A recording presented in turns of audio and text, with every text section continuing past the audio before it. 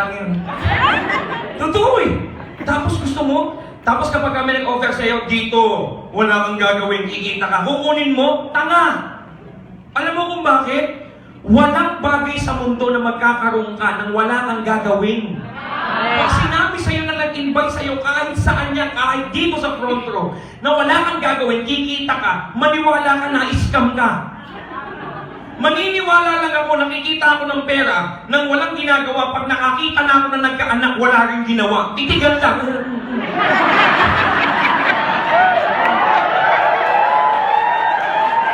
Tama mali. Totoo eh. Sa madaling salita, Brad, ginawan ko ng paraan.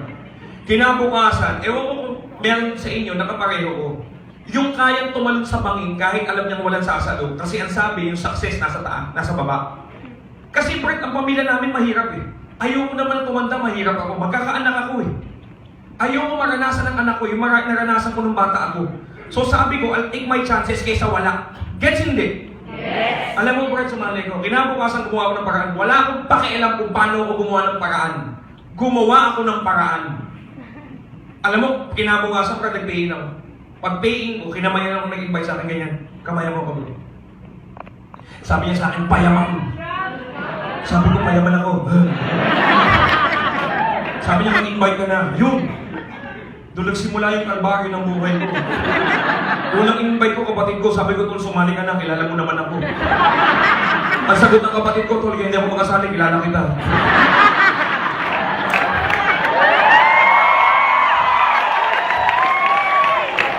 Sabi ko sa nanay ko, yayaman na po tayo. Sabi ng nanay ko, kung kailan ka tumanda, tsaka ka naging gago. Sabi ko sa tatay ko, Tay, yayaman na po tayo. Sabi niya, anak, pulis ako, pag illegal hindi ka natutunan. Alam mo, lola ko lang talaga naniniwala sa akin. Sabi ko, Lola, sila, hindi po sila naniniwala. Yaman po kami. Sabi niya, ako naniniwala ako. Mamaya magbihis ka. Ay, salamat po, Lola. Saan po tayo pupunta? Magpapacheck up tayo.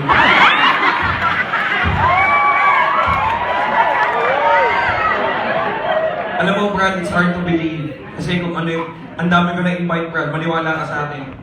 Lahat ng college friend ko, in-invite ko. Alam mo, sabi lang, pag-iisipan ko. Member! Pag yung katabi mo, hindi alam mo, sinabi niya sa'yo, pag-iisipan niya, isa lang sasagot mo! Sabihin mo, bro, wag mo nang pag-isipan! Wag ka nang sumali!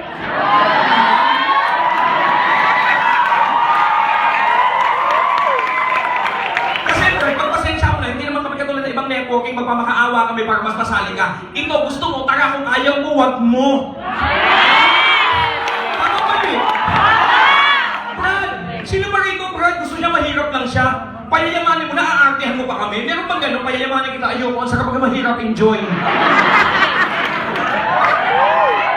Brad, tutulong kami rito, pero hindi kami tanga. Mahirap tulungan ng taong ayaw magpatulong. Masyadong magaling sa buhay. Brad naman, marami ka kasing dahilan kung ba't hindi umaasenso ang buhay mo. Kesyo, kasi bata pa ako, estudyante. Brad, yan nga yung gusto mo. Bakit bro? Yan yung isang bagay na hindi ko kayang bilhin edad. Tama mali? Kasi matanda na ako. Oh, Brad, dapat mas alam mo buhay. Dapat alam mo nagawa mo na lahat. Baka ito na lang hinahanap mo. Kasi iba yung kulay ng shoes ko. Maghanap ka ng dahilan. Kasi, sige, itatanong ko muna sa jowa ko, ulul! Yes! Huwag ako tatanong sa jowa. Tatanong ko muna kay mama. Nung nag-jowa ka na, di niya alam eh. Masyado kang caring. Brad! Sabi nga sa akin na isang successful na tao, kung gusto mong isulat ng maganda ang buhay mo, huwag mong pahawak sa ibang tao lapis mo. Ikaw nakakita, ikaw magdesisyon. Kung lalaki ka, pasensya na baka may mga bata, pero alam ko grown-ups na naman kayo. Kung lalaki ka, magkabayag ka naman pare para magdesisyon na sa'yo. Kung babae ka, magka-desisyon ka.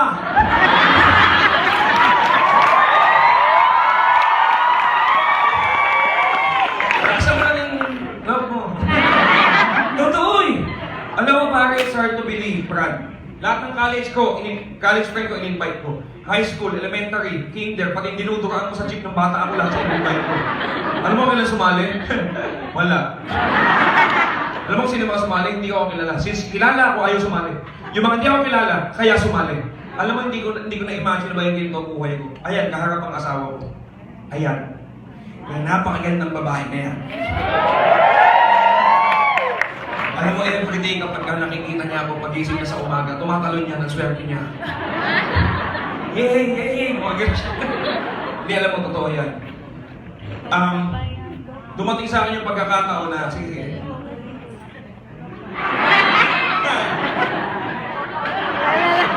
Sabi na sa ako ganyan. Sabi ko, ano yan? Love. Sabi ko ganito. Ano yan? Nike. Alam mo, totoo. Maraming tao nagtatanong sa akin, ano yung pinakamagandang nangyari sa buhay ko? Ako based ako sa Dubai. At ako kauna-unahang naka-Rolls Royce sa Dubai na Pilipino. Siyempre yung iba hindi ho nila alam yung Rolls Royce. Ang unang lumang kotse ko puro Ferrari. Kilala niyo na. Lumang auto ko yan doon. Nakakainis mo eh. Sabi niya, yabang naman ito.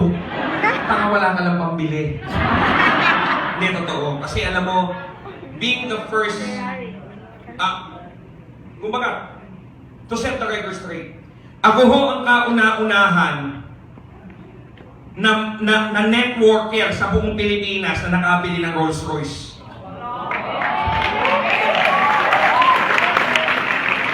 Ang sarap. Alam mo, nung binili ko, hindi sila makapaniwalang Pilipino bibili. Pagpasok ko sa loob, sabi ko, I want car. English kasi mga pako. Ay, alam nila yan, ang taga-Dubai yan. I want car. Sabi niya, no, expensive.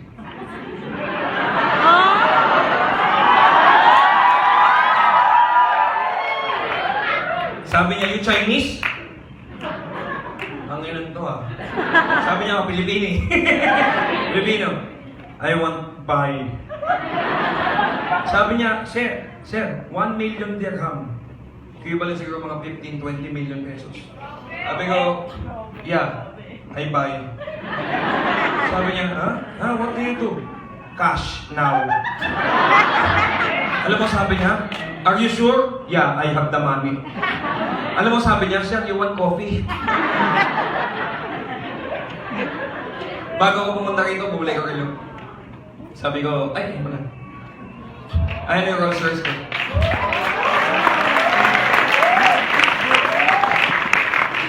Ang may kotse ho dyan si Queen Elizabeth.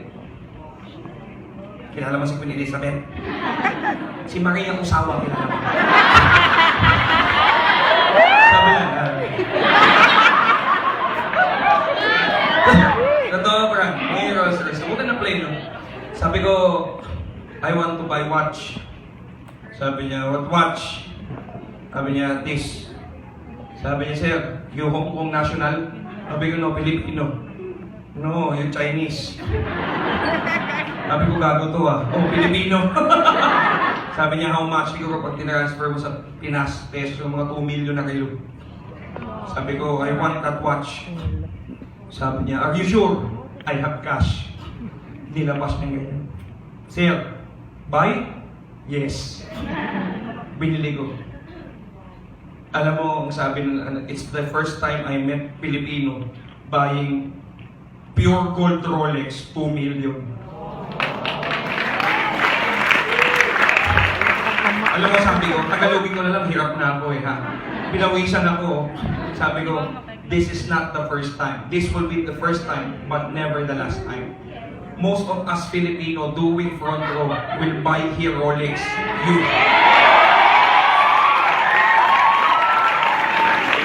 Dala ko yung Rolls Royce. Hindi ko alam kung Rolls Royce o yung Bentley. Ano ako dati na nasa ako. Ayan yung Bentley ko. Sabi niya, naka-Rolls Royce ako. May gwardiya lumapit sa akin kasi magpe-present ako, makikipark ako.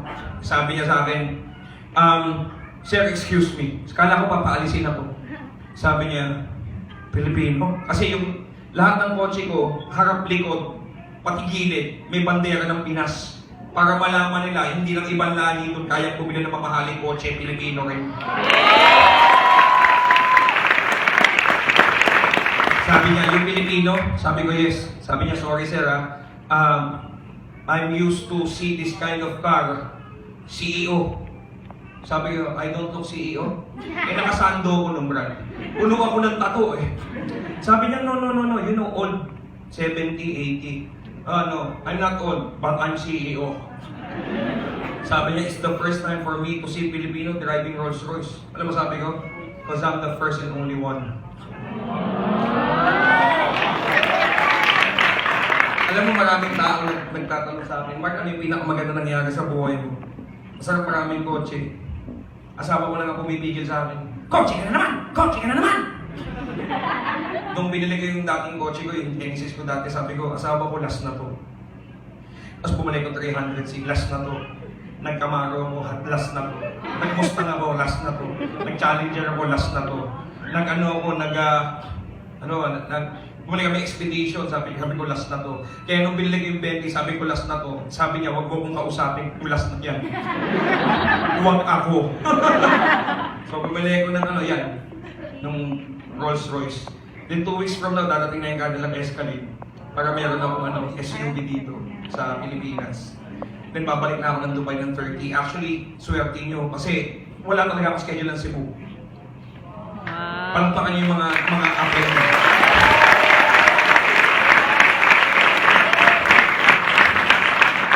Sa sobrang lakas ng apply nyo sa akin, yung 22 ba kami nandito sa Bacolod? Yung 22 to 24, nakabook ho kami sa Batangas ng asawa ko. Dapat ho, date ho namin do. Pero syempre, para mapakita natin sa lahat ng members na before anything else, grupo muna, kinancel niya ho.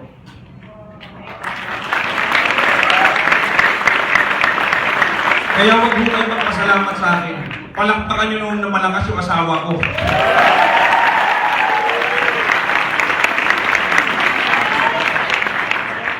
Alam mo, I have everything I want in life. Maraming tao nagtatanong sa akin na yung pinakamaganda nangyari sa buhay ko. Lahat yata na maihiling ko sa kanya, binigay niya ng doble, triple. Maganda ho yung buhay ko, maganda income ko, maganda income namin mag-asawa. Maganda ang mga anak ko, maganda asawa ko, maganda lalaki ko. May problema tayo. Pagdating sa akin, nag-react kayo. Alam mo yun, nabibili namin yung gusto namin, nakakapunta kami kahit saan.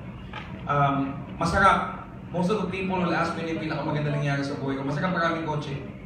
Masarap mabili mo yung gusto mo. Masarap dumating ka sa pagkakataon na may bibili ka isang bagay, you don't care how much. You just want it. Masarap kasi alam namin mag-asawa na hindi mararanasan ng anak namin yung naranasan namin nung bata kami.